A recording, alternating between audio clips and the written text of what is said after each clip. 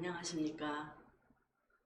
11월 24일 화요일, 오늘은 7차 시 강의를 시작하겠습니다. 어제까지 거의 모든 가정들이 김장이 거의 끝났습니다. 이제는 겨울에 지금 준비해놨던 거 하나씩 이제 꺼내 잡수시는 일만 남았죠. 오늘은 짧은 소설 한 편을 공부하겠습니다. 1차 시대 제가 문학 장르에 대해서 다양하게 말씀을 드렸습니다. 대하소설, 장편소설, 중편소설, 단편소설, 그리고 미니픽션이 있다고 말씀을 드렸죠. 미니픽션이요, 아주 짧은 소설인데요. 이 미니픽션은 이름이 굉장히 다양합니다. 이미 알고 계시겠지만 오늘 확실하게 또 한번 짚어드리겠습니다.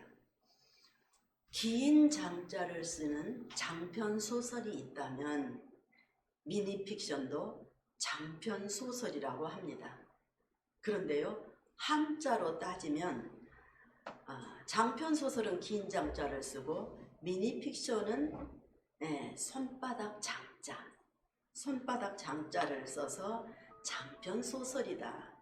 우리들 절에 가서 스님 앞에서 합정을 한다 그러면은 손을 합친다 그런 뜻인 것처럼 아주 손바닥처럼 아주 작은 소설이다. 그래서 장편소설 이렇게 말을 합니다. 그 다음에 또 여편소설이라고 합니다. 나뭇잎 엽자를 써서 하도 소설이 짧아서 나뭇잎만큼 작다. 그래서 여편소설. 그 다음에는요, 핵편소설이라고 합니다. 핵편소설은요, 씨앗 핵자, 씨 핵자를 써서 아주 핵심만 쓴다. 소설은 소설이지만 핵심만 쓸 만큼 아주 짧다. 그래서 핵편소설. 영국이나 미국에서는요, 이 미니픽션을 플래시 스토리라고도 합니다. 우리들이 전기가 나가면요, 아야 후라시 찾아봐 그러는데요, 그런 것처럼 플래시 스토리, 아주 번득이는 이야기, 한순간에 번쩍하는 이야기다. 그래서 미국, 영국에서는 플래시 스토리, 그리고 초미니 소설이다. 단편 소설보다는 훨씬 짧고, 그래서 서사 구조가 전통 소설 개념하고 아주 다르다. 어떻게 다른가? 구조가 단순하다. 거의 한 가지 이야기만 가지고 써나가는 이 짧은 소설, 이 미니픽션. 그래서 유머나 풍자가 들어있는 가벼운 짧은 이야기다. 그래서 우리들에게 아주 무한한 상상력을 주는 소설이다. 그래서요, 요즘은 인터넷 시대이기 때문에 이 시대에 걸맞게 이 미니픽션이 잘 먹히는 시대입니다. 그렇지만 짧다고 해서 흐지부지하는 소설이 아니라 메시지는 크다. 간결하고 다양하고. 그래서요, 저거는 짧은 그냥 지어낸 이야기구나. 독자들이 이미 그것을 알고 있으면서도 작가가 쓴 이야기에 동조를 하면서 끝까지 읽어갑니다. 그래서 미니픽션에서는 작가와 독자가 공범이다. 이런 이야기를 하죠. 아주 신속성이 있습니다. 멕시코에서는 2년마다요, 미니픽션 대회가 열린다고 합니다. 그런데 우리나라에서는 2005년도부터 지금까지 확실한 자리매김은 못했을지라도 인터넷 발달로 인해서 지금 빠르게 확산되는 추세가 바로 미니 픽션이다. 그래서 문예지에서는 가끔 특집으로 다루기도 하고요. 신문사에서는 작품 공모전도 가끔씩 있습니다. 그래서 빠르게 미니픽션 독자도 작가도 늘어간다, 이렇게 학자들이 말을 합니다. 그런데 수필에서는요, 주제가 확실하게 드러나야 되죠. 수필을 읽었는데 주제가 없으면 이 글은 주제가 없는 그렇고 그런 글이네, 우리가 그러죠. 소설에서는요, 주제가 드러나면 실패합니다. 왜냐고요? 소설에서는 주제를 독자들에게 맡겨주고 있습니다. 독자들이 마음껏 상상을 하면서 자신들이 해석을 하게 되는 거죠. 그래서 의혹과 궁금증을 남기는 것도 소설의 묘미다. 그래서 우리들이 미니픽션을 하나, 소설을 하나 읽고 나서 아이고, 주인공이 너무 불쌍해, 정말 안 됐어, 정말 앞으로 이랬으면 좋겠다, 이렇게 생각하면서 독자들은 무한한 자기 나름대로 상상을 하게 되죠. 소설은 이렇게 독자들에게 상상의 공간을 남겨주는데 수필과 다르다, 이것을 우리들이 알고 계시면 되겠습니다. 그래서 오늘은 미니픽션 제목이 옆방남자 최철곤. 옛날에는요, 작품 속에 보통 약칭을 쓴다거나 그렇게 표현을 했는데 지금은 작품 속에 이름을, 예명이 됐든 가명이 됐든 이름을 확실하게 드러내는 시대입니다. 작년에 발표된 영화 소설 중에서요, 82년생 김지영, 저는 TV로 영화를 봤습니다만은 이 조남주 원작인데요, 페미니즘 영화이고 가족 영화입니다. 여기에서도 당당하게 82년생에 나는 태어났다, 이름은 김지영이다, 이렇게 제목을, 이름까지 드러냅니다. 그래서 오늘도 옆방남자 최철권 이야기는 무엇인지 한번 보겠습니다. 제일 먼저 나오는 일러스트가 있죠. 일러스트는요, 시각적으로 전달하기 위해서 사용하는 사파나 그림을 통틀어서 일러스트라고 한다. 그래서 기자가 참 그림을 재미있게 올려놔서 제가 올려드렸습니다. 한번 천천히 읽어보겠습니다. 옆방남자 최철권, 이기호. 이기호 작가는요, 광주대학교 교수입니다. 벽은 얇고 소리를 막아내지 못했다. 나는 왜 늘 그런 벽 뒤에서만 살았을까? 정룡은 가만히 그런 생각을 해보았다. 바람보다 소리가 먼저 도착하는 밤, 소리만으로 한기가 느껴지는 집, 벽을 만나면 더 커지는 소리들, 진만과 함께 구한 광역시 반지하 자취방 역시 그랬다. 밤마다 우웅 어디선가 보일러 돌아가는 소리가 들리고, 옆방 남자의 코 고는 소리와 위층 사람의 화장실 물 내리는 소리, 심지어는 누군가의 이 가는 소리까지. 소리는 어두워질수록 더 커졌고 더 깊어졌다. 정룡은 그게 다 가난한 벽 때문이라고 생각했다. 가운데가 텅텅 빈 합판으로 세운 벽. 그런 벽 뒤에서 살다 보면 언젠가는 자신의 몸에서도 텅텅 공기 울리는 소리가 날 것 같았다. 벽으로 인해 뜻하지 않게 그들은 옆방에 사는 남자의 이름이 최철곤이라는 사실도 알게 되었다. 어디 이름뿐인가? 진만과 정룡은 옆방 사는 남자가 아침 몇 시에 출근했다가 몇 시에 퇴근하는지, 퇴근한 직후 가장 먼저 무엇을 하는지. 그는 가장 먼저 양말을 빨았다. 저녁을 먹고 잠들기 전까지는 주로 무엇을 하는지 저절로 알게 되었다. 그는 특히 프로야구 한화 이글스의 광팬이었는데 평일과 주말 저녁엔 항상 TV를 크게 틀어놓고 중계방송을 시청했다. 덕분에 진만과 정용 역시 늘 한화 야구와 함께 저녁을 맞이해야만 했다. 그들 방엔 TV가 없었다. 옆방 남자는 한화가 이기는 날엔 일찍 잠들었지만 지는 날에 늘 한두 시간씩 혼자 소주를 마셨고 그러면서 어디론가 계속 전화를 걸었다. 문제는 한화가 이기는 날보다 지는 날이 훨씬 더 많았다는 데 있었다. 진만과 정용은 원래 두산 팬이었는데 이사 온 지 2달 만에 한화 팬이 되고 말았다. 제발 이겨라. 제발 좀 이겨라. 간절히 염원하는 팬. 그는 주로 초등학교에 다니는 딸과 통화했고 그때마다 목소리는 하이톤으로 올라갔다. 우리 딸 아빠야. 자고 있었니? 아니야.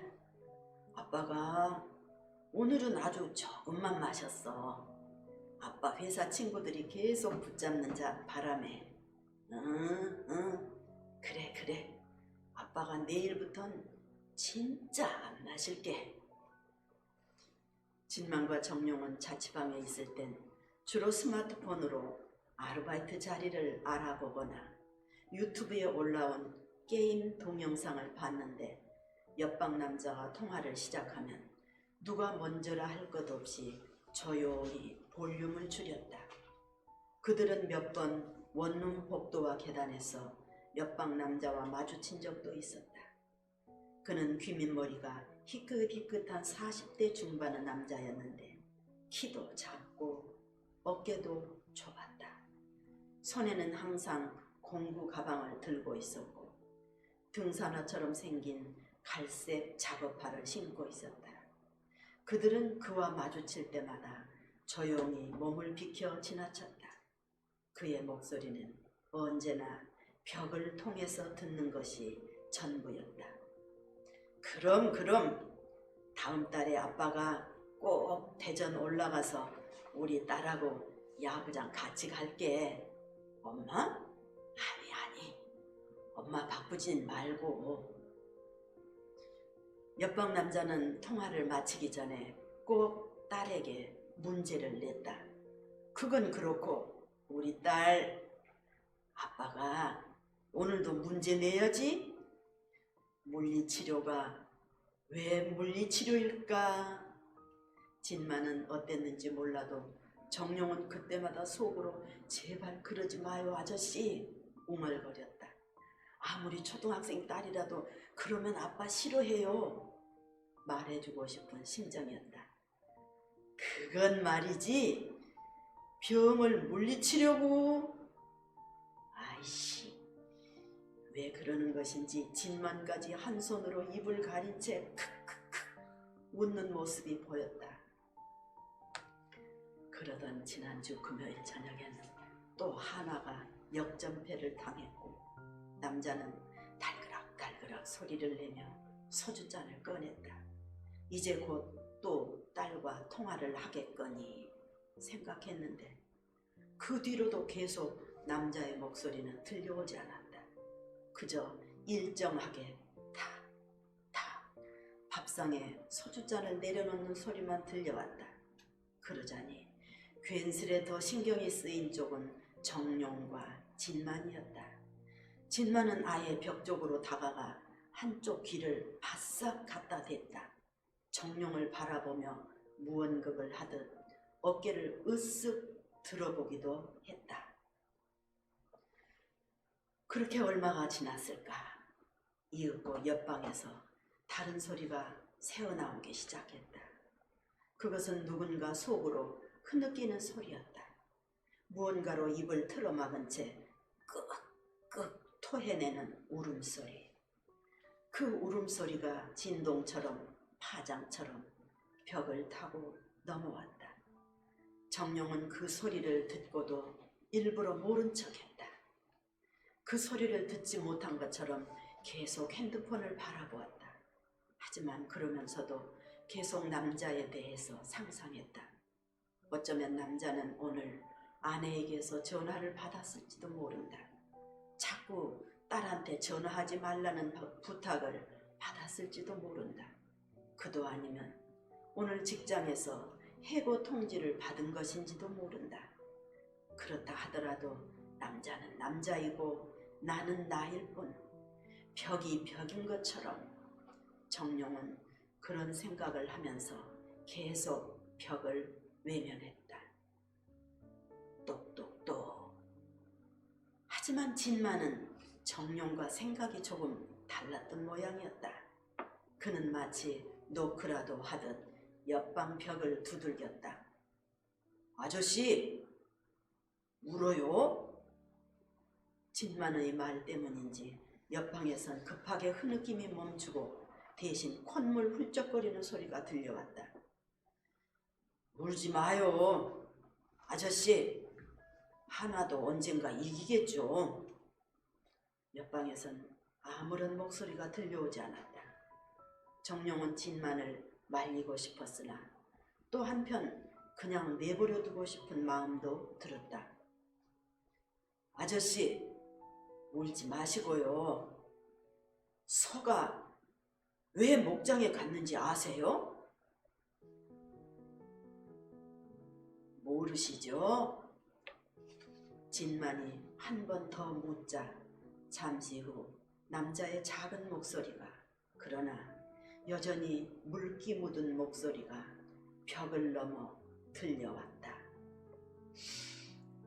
소보로. 정룡은 그제야 울고 싶은 심정이 되었다. 자, 이렇게 짧지만 어디까지나 이제 소설입니다. 네, 원고를 인쇄를 해서 이제 보신 분도 계시겠지만 혹시 외부에서 핸드폰으로 이렇게 수강하신 분들을 위해서 이제 읽어드렸는데요. 자, 한번 천천히 보겠습니다. 벽은 열고 소리를 막아내지 못했다. 첫 문장은 언제나 짧게 우리들이 어떤 그림 한 편을 상상할 수 있게 한 줄에다가 정리를 해줬죠. 이 그림이 바로 일러스트에 나오는 것이죠. 그래서 단락을 띄어서 우리들에게 상상의 여지를 줍니다. 자, 쭉 밑으로 내려가시면 진만과 정룡이 반지하 자취방에 산다. 벽이 얇아서 늘 바람소리, 보일러 소리, 윗집에서 물 내리는 소리, 코 고는 소리가 다 들리죠. 자, 소리는 어두워질수록 조용하니까 더 커졌다, 깊어졌다.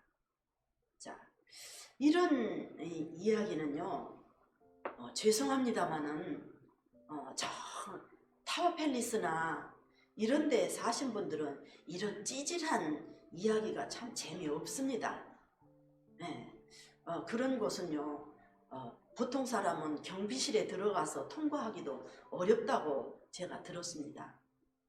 저 같은 사람이 거기에 가보지도 못했습니다만 거기는 넓고 화려해서 어떤 방을 찾아가려면 약도를 봐야 된다, 이렇게 거짓말 좀 보태면 이렇게 이제 소문이 났습니다만 이런 이야기가 상상도 이제 안 되죠.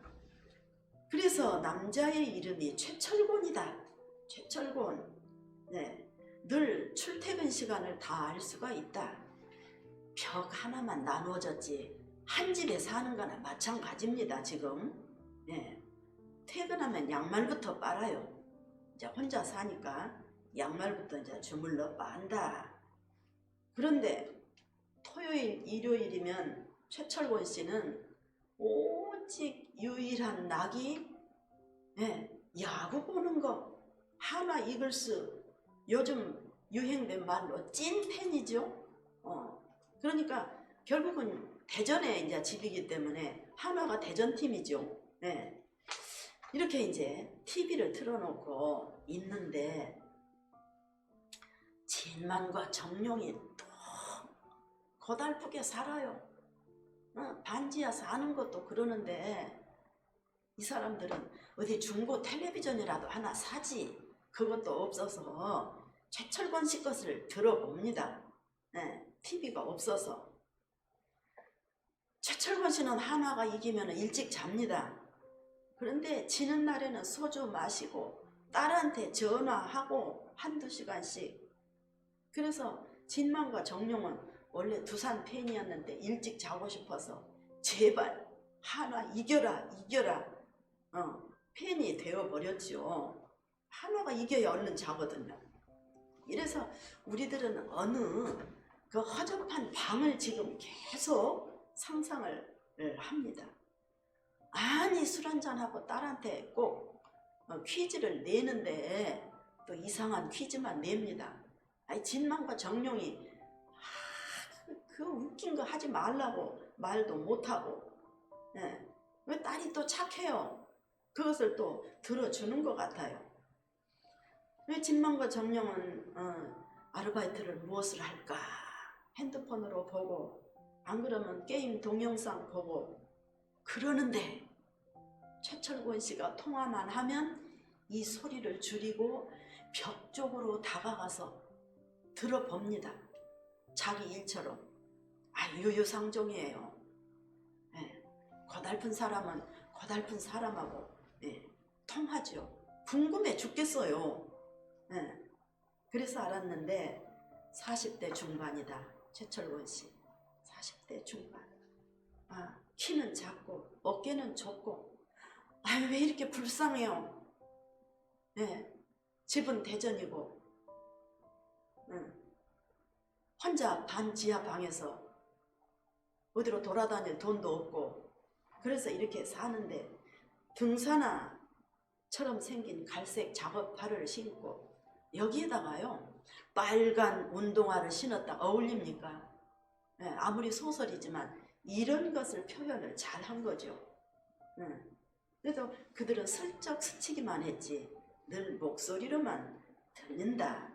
항상 공구 가방을 들고 다닌다. 그래서 우리 독자들은 상상을 합니다. 최철권 씨 직업이 뭘까?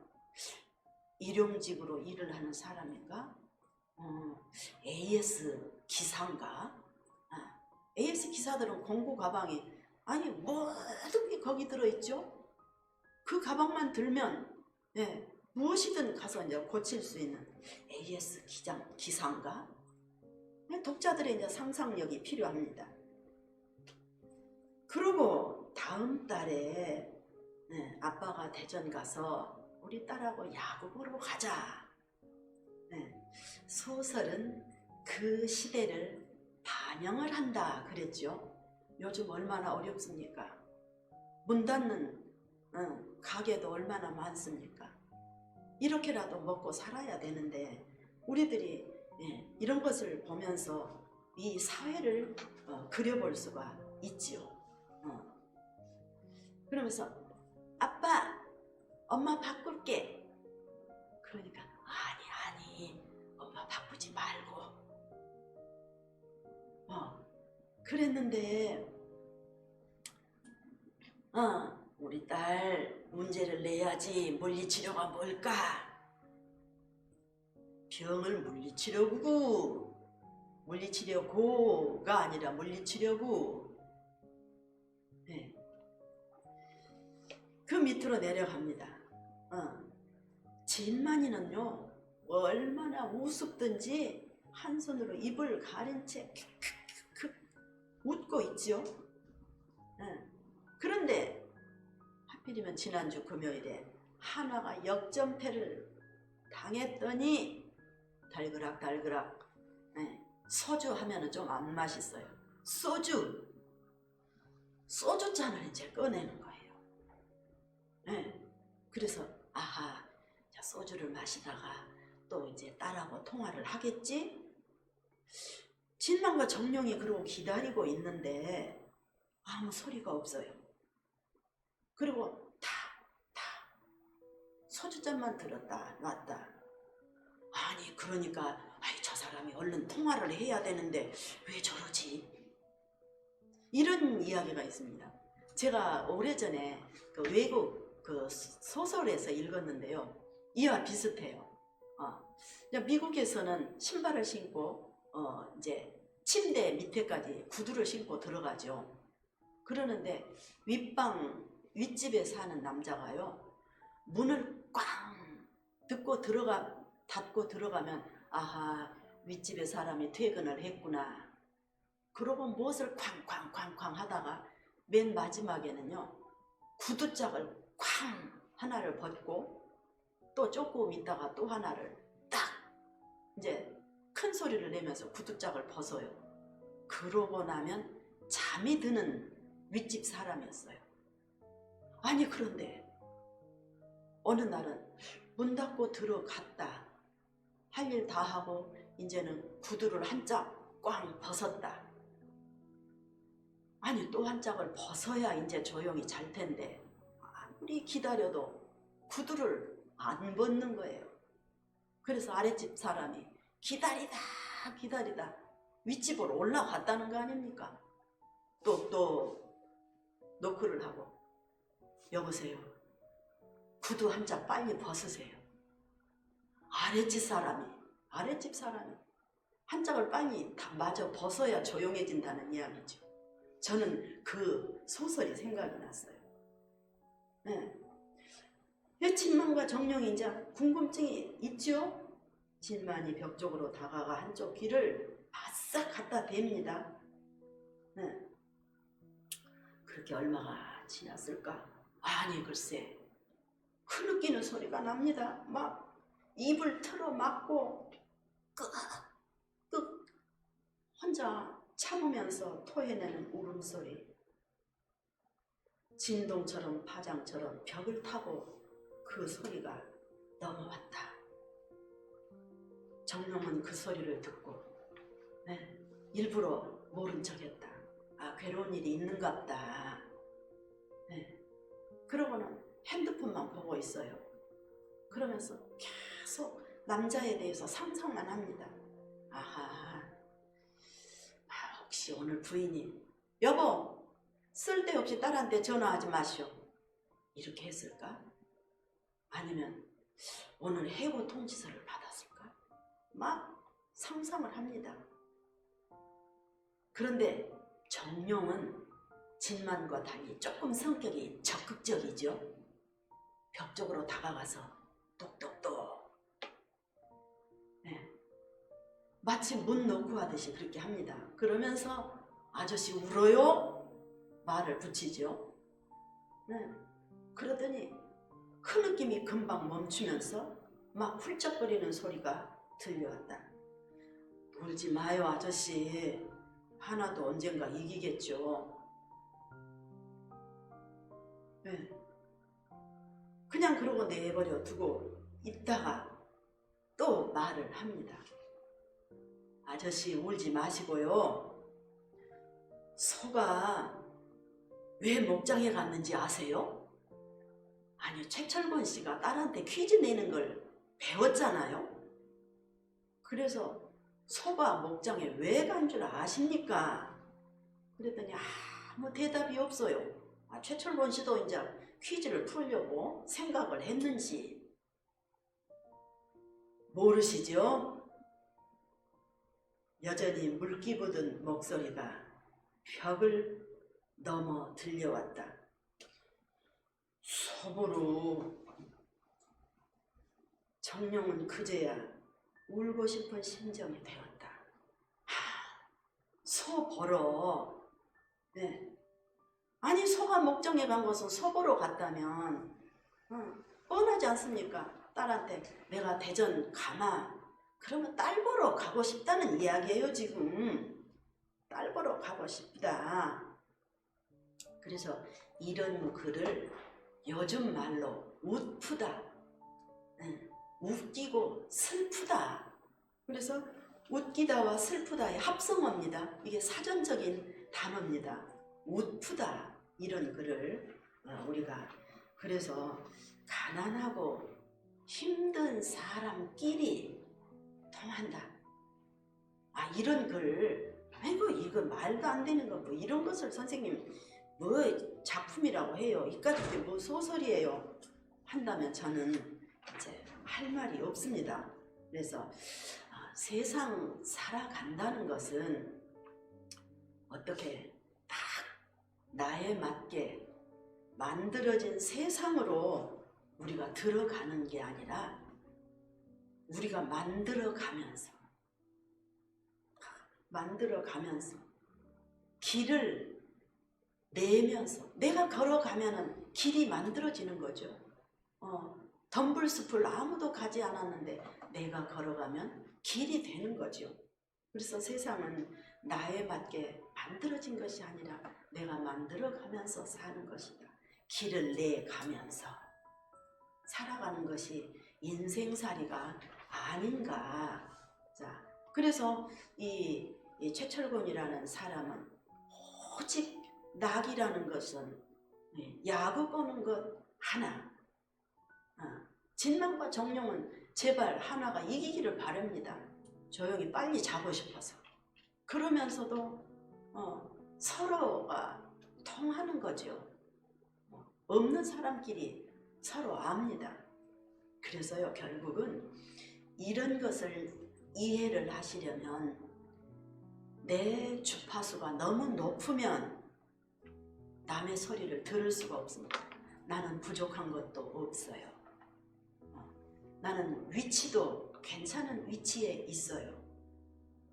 그렇다면요, 이 찌질한 사람들의 이야기가 귀에 들어오지 않고 눈에 보이지 않습니다. 내 주파수가 너무 높으면 남의 소리를 못 듣는다. 남의 고달픔을 알 수가 없지요. 그래서 이 세상은요, 유유상종 같은 무리끼리 통합니다. 쉬운 말로 끼리끼리죠. 끼리끼리. 우리 사회도 그렇습니다. 거의 끼리끼리 가까워지게 지냅니다.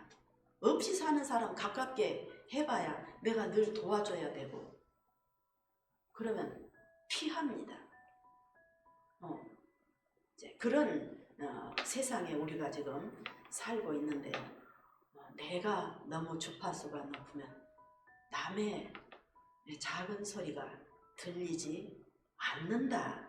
이제 그런 말씀을 드리면서 내 마음과 가슴이 따뜻하고 조용할 때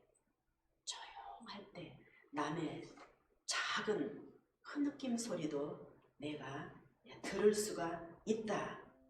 그래서요, 문학을 한다는 것은 내가 문학을 지금 시작을 했지. 잘 써야지. 잘 써서 큰 상을 내가 받아야지. 문학을 한다는 것은 잘 쓴다는 것이 물론 목표는 목표입니다. 잘 쓰면 1100번 좋지요. 그렇지만 꼭 잘 쓴다는 목표도 좋지만요, 첫째도 둘째도 저는 그렇습니다. 남의 글을 읽으면서, 남의 좋은 글을 읽으면서, 내 글을 쓰면서 마음의 치유를 받는 것, 마음의 치유를 받는 것, 그리고 따뜻한 가슴, 인간성 회복이 더 우선이 아닐까. 글은 번질나게 이 사람 문장 좋아, 시가 너무 좋아, 글은 그럴싸한데 그 사람을 막상 만나보면 글과 사람이 너무 달라요. 그럴 때는 아이고 내가 그 사람을 안 만났으면 좋을 뻔했네, 이렇게 실망을 하죠. 그래서 지난번에도 말씀드렸죠. 글복이 사람 복이다. 글을 잘 쓰면 1000만 번 좋지만 첫째도 둘째도 사람이 먼저다. 그래서 내가 따뜻한 가슴으로 마음으로 살아갈 때 많이 좋은 글이 되어 나온다. 이것은 속일 수가 없습니다. 어느 누구도 속일 수가 없기 때문에 이런 글을 통해서 우리들은 저 반지하 방에 사는 최철곤이라는 사람, 광역시라고 했기 때문에 이기호 선생님이 광주대학교 교수니까 아마 광주 이제 광역시 거기 어느 새방에 사는 이야기를, 그래서 소설은 어디까지나 내 이야기를 자전적 이야기는 쓸 수도 있습니다. 하지만 허구적인 것이 많지요.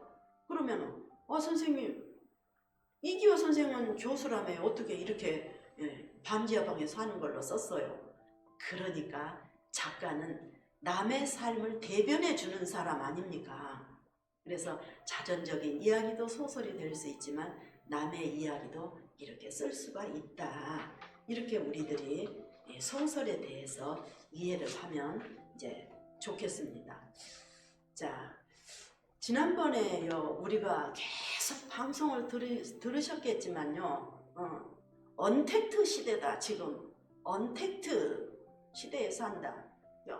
할머니 방송에서 언택트 그러는데 언택트 시대가 뭐야? 그러면 아이고 나도 모르겠다. 할머니는 70살 먹었는데 그것도 몰라? 그러면 안 되겠죠. 언택트. 원래는 컨택트가 만나다, 대면하다. 그러니까 앞에다가 언이라는 부정의 의미를 붙여서 언택트 시대다, 비대면 시대다, 비접촉 시대다. 지금이 언택트 시대입니다. 그런데요, 말씀드리고 싶습니다. 복지관에서나 강사님들이요, 이 위험한 속에 최선을 다해서 우리 복지관 회원님들께 이렇게 송신을 하고 저 강의를 합니다만, 듣지 않고 보지 않으신다면 이건 곤란합니다. 어차피 지금 언택트 시대에 이런 시대가 하루 이틀에 끝날 일이 아닙니다. 그래서 우리는 비대면 시대에 적응을 해야 되기 때문에 아무리 바쁘셔도 몸만 가방을 들고 복지관에 못 오실 뿐이지 분명히 온라인 수업도 수업입니다. 꼭 자료 놓고 앉아서요 40분 강의 꼭 들어주셨으면 저는 부탁드리고 싶습니다. 그리고요 지금 예술작품 공모전 서예 작품은 조금 들어왔다고 제가 담당 선생님한테 들었습니다. 우리 문예창작반에 무슨 일이 그렇게 바쁘셔서 시수필이 안 나옵니까? 꼭 작품 쓰셔서 27일까지 마감입니다. 오늘 저녁에라도 쓰셔서 꼭 온라인으로 보내시든지 아니면 복지관에 이렇게 마스크 쓰고 입구에 오셔서 접수하시면 됩니다. 그래서 모두가 한번 작품을 한 작품씩 다 낼 수 있는, 지금 10달입니다. 10달 우리가 못 만난 지가. 작품 하나 꼭 쓰셔서 접수해 주셨으면 합니다. 이 언택트 시대에 이제는 적응을 해야 됩니다. 꼭 부탁드리면서 오늘 옆방남자 최철곤 미니픽션으로 강의를 마치겠습니다. 다음 주에 또 찾아뵙겠습니다. 감사합니다.